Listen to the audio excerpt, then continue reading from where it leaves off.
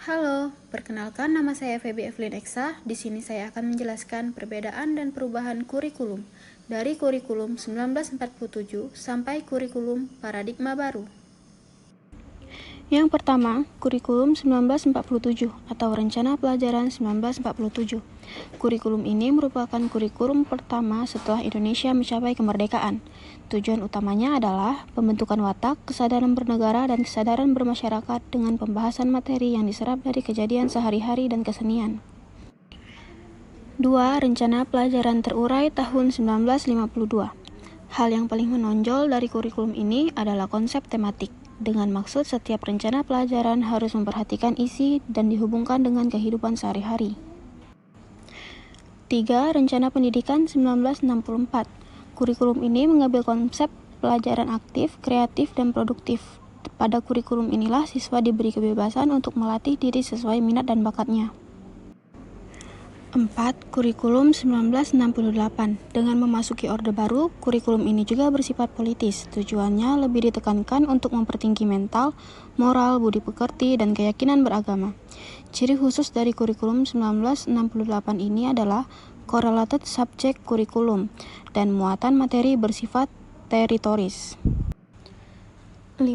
Kurikulum 1975. Latar belakang terbentuknya kurikulum ini akibat dari sejumlah perubahan oleh pembangunan nasional. Metode, materi, dan tujuan pengajaran dirinci dalam prosedur pengembangan sistem instruksional atau PPSI. Terdapat sejumlah perubahan nama pelajaran, salah satunya pelajaran ilmu alam dan hayat diubah menjadi ilmu pengetahuan alam dan ilmu aljabar dan ukur menjadi matematika. 6. Kurikulum 1984. Ciri khusus kurikulum ini adalah lebih mengedepankan keaktifan siswa dalam belajar.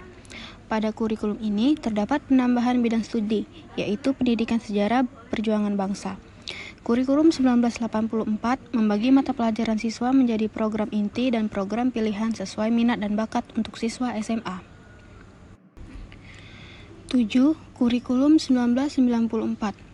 Pada kurikulum ini, terdapat banyak perubahan, yaitu sistem pembagian waktu pembelajaran dari semester ke caturwulan, dari pergantian nama SMP menjadi SLTP, SMA menjadi SMU, dan penjurusan di SMA dibagi menjadi IPA, IPS, dan Bahasa. Kemudian, pelajaran PSPB mulai dihapuskan. 8. Kurikulum 2004. Lahirnya kurikulum berbasis kompetensi, atau KBK. Pada program ini dibagi menjadi 3 unsur pokok. Pertama, pemilihan kompetensi sesuai spesifikasi. Kedua, indikator-indikator evaluasi untuk menentukan keberhasilan pencapaian kompetensi. Dan yang terakhir, pengembangan pembelajaran. Implikasinya, sekolah diberi kewenangan untuk mengembangkan kompeten kurikulum sesuai dengan kondisi sekolah dan kebutuhan peserta didik. 9. Kurikulum 2006 atau KTSP. Perbedaan dari kurikulum 2004 yaitu terletak pada kewenangan dalam penyusunannya, yaitu mengacu desentralisasi sistem pendidikan Indonesia. Guru dituntut mampu mengembangkan sendiri silabus dan penilaian sesuai kondisi sekolah. 10. Kurikulum 2013 lebih menekankan pada pendidikan karakter. Kurikulum ini juga menekankan pada pembentukan sikap spiritual pada kompetensi inti 1 atau KI 1 dan sikap sosial pada kompetensi inti 2 atau KI 2. Ciri khusus kurikulum ini yakni penilaian berbasis pendidikan karakter, pembelajaran berbasis tematik, dan guru sebagai fasilitator. 11. Kurikulum darurat atau dalam kondisi khusus yang disiapkan oleh Kemendikbud untuk membantu siswa yang berdampak pandemi dan berpotensi tertinggal. Kurikulum ini merupakan penyederhanaan dari kurikulum nasional. Pada kurikulum ini dilakukan pengurangan kompetensi dasar untuk setiap mata pelajaran, sehingga guru dan siswa dapat berfokus pada kompetensi esensial dan kompetensi prasyarat. Dan yang terakhir, kurikulum paradigma baru.